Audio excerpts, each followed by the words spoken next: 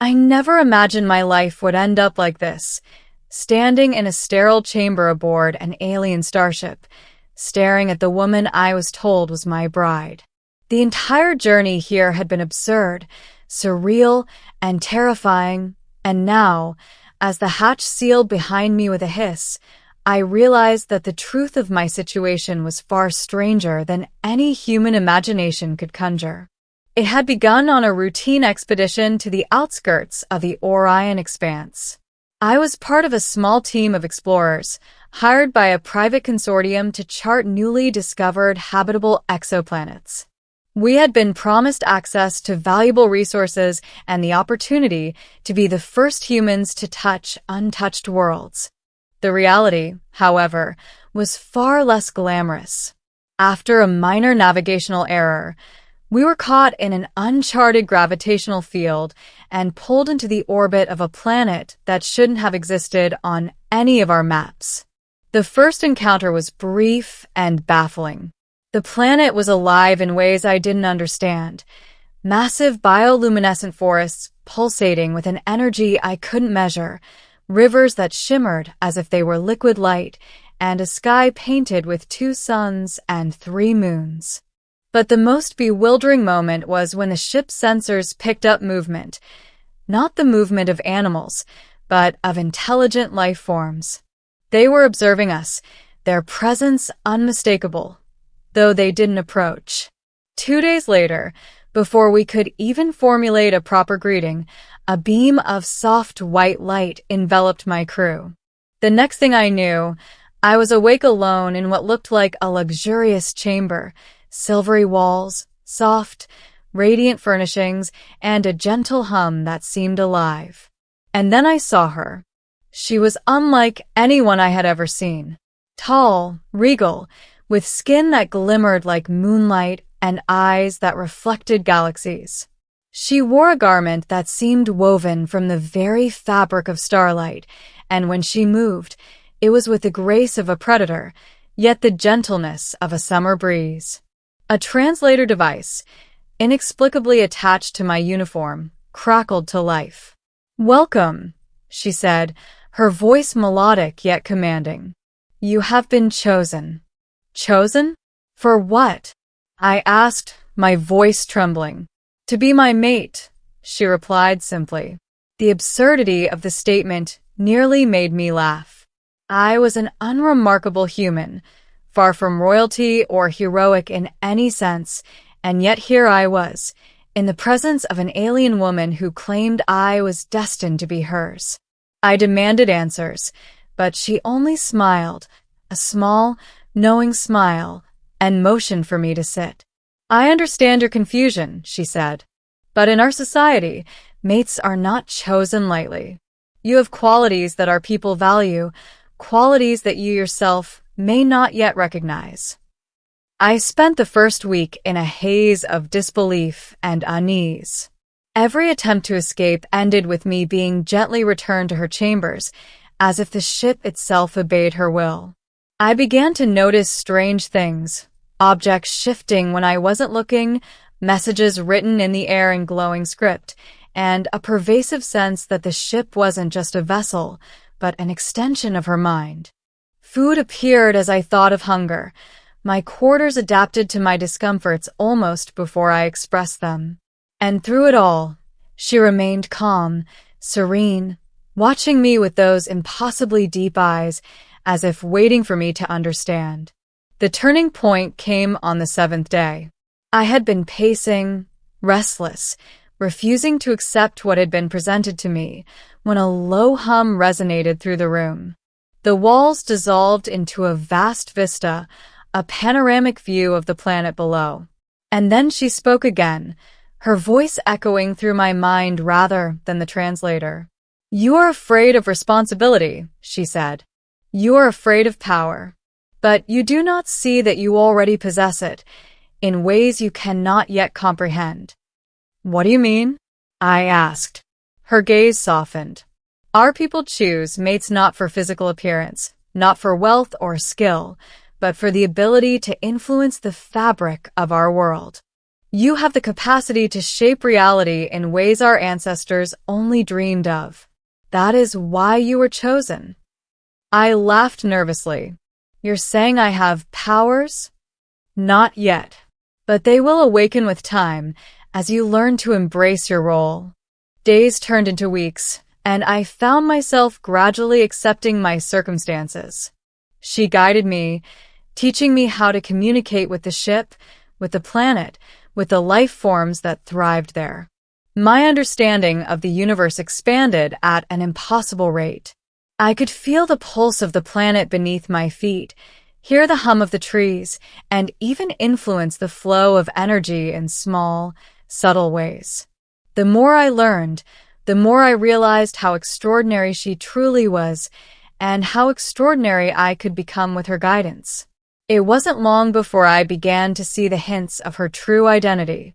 Servants, or rather attendants, would bow in her presence with reverence, their gestures almost ritualistic. Her decisions affected the entire planet, altering weather patterns, directing migrations, even guiding the growth of forests. She had the weight of an entire civilization in her hands, yet she treated me with patience and respect, never demanding more than I could handle. Then came the revelation.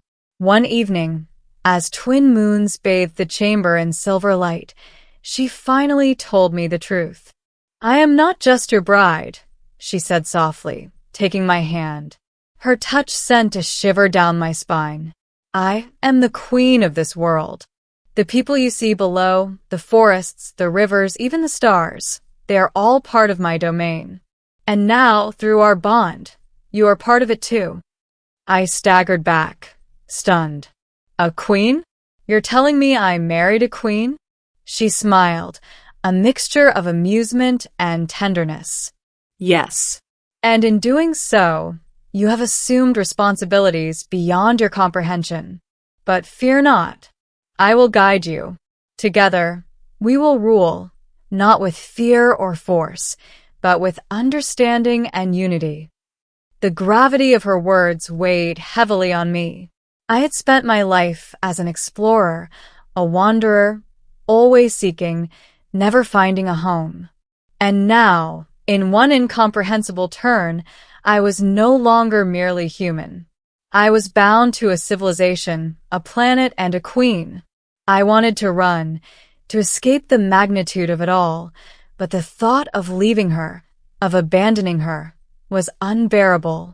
In the days that followed, I began to embrace my new reality. She taught me to communicate with the people of the planet, not just through words, but through the subtle influence we could exert over the environment.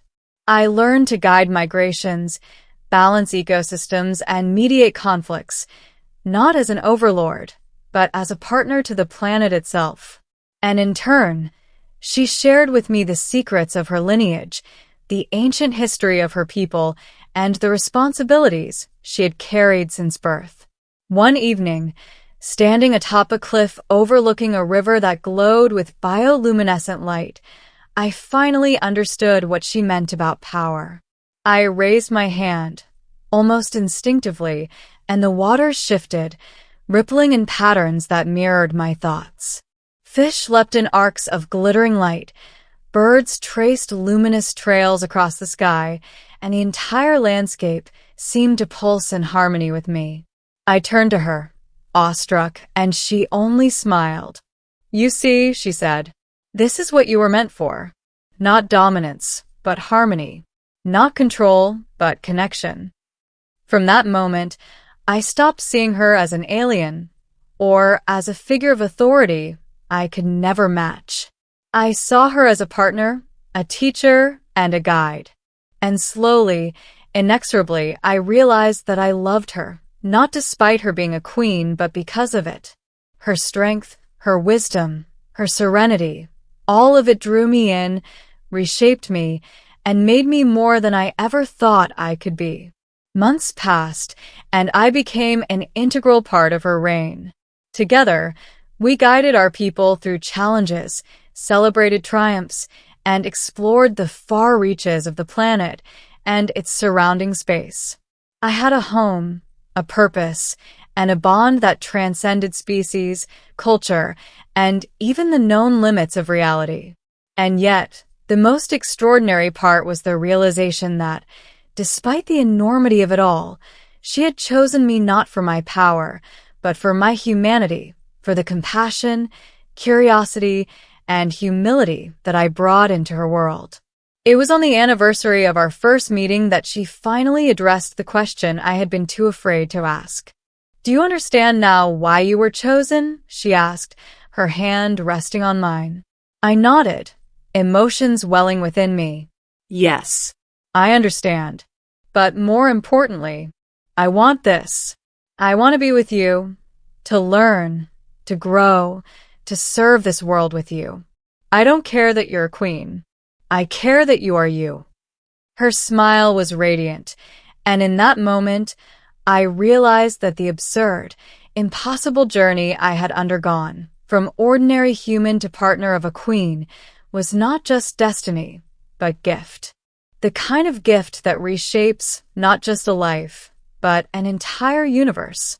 And so I stood beside her, not as a subject, not as a pawn, but as a mate, a partner, and a guardian.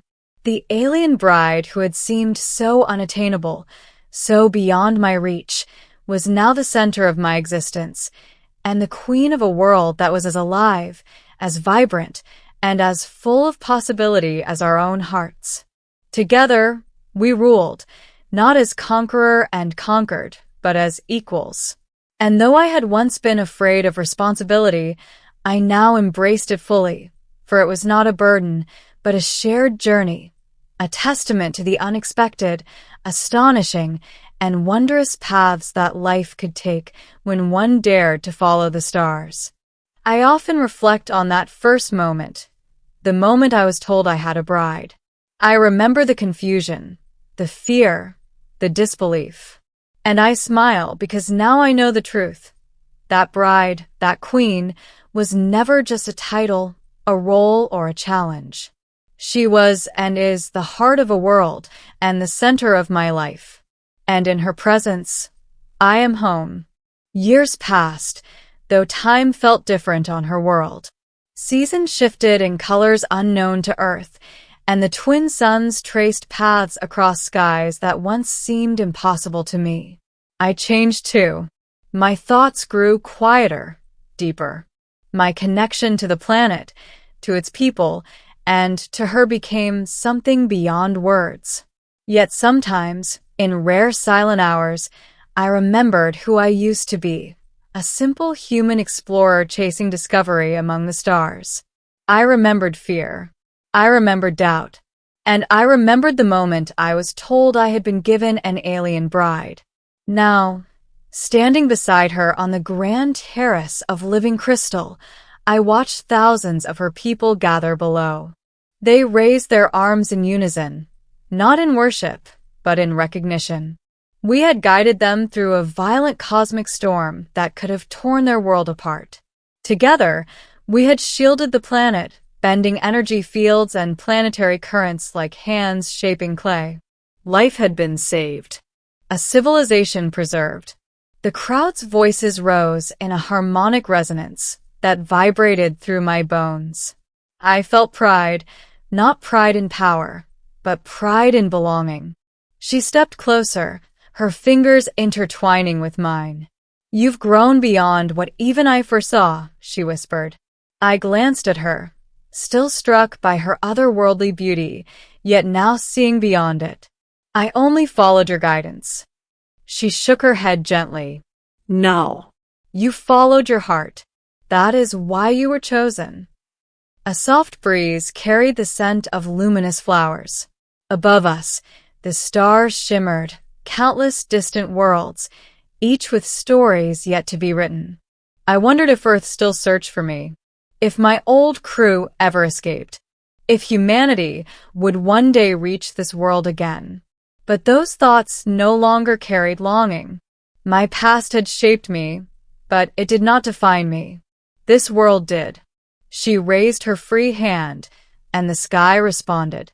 Light rippled across the heavens, forming a vast aurora of living color.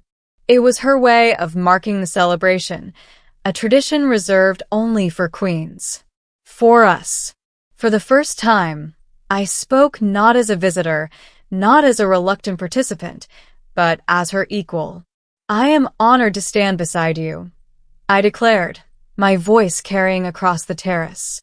"Not because you are queen, but because you are my partner, my guide, my home." Silence followed. Then the crowd's resonance deepened, a sound of acceptance and joy. She leaned in, pressing her forehead gently to mine, a gesture of unity among her kind. Warmth flooded my mind, images of our shared memories flashing like constellations. The day we met, the lessons, the laughter, the first time I shaped water with a thought, the night I finally admitted love. Her voice echoed softly inside me. "We are one path now." I closed my eyes and breathed in the living air of this world. The planet pulsed beneath my feet. The stars listened. The future stretched wide and infinite. I had been given an alien bride. I had discovered she was a queen. But more than that, I had found a destiny greater than I ever dared imagine. And as I opened my eyes, standing beside her before an entire world, I knew with absolute certainty. I was no longer lost among the stars. I was exactly where I was meant to be,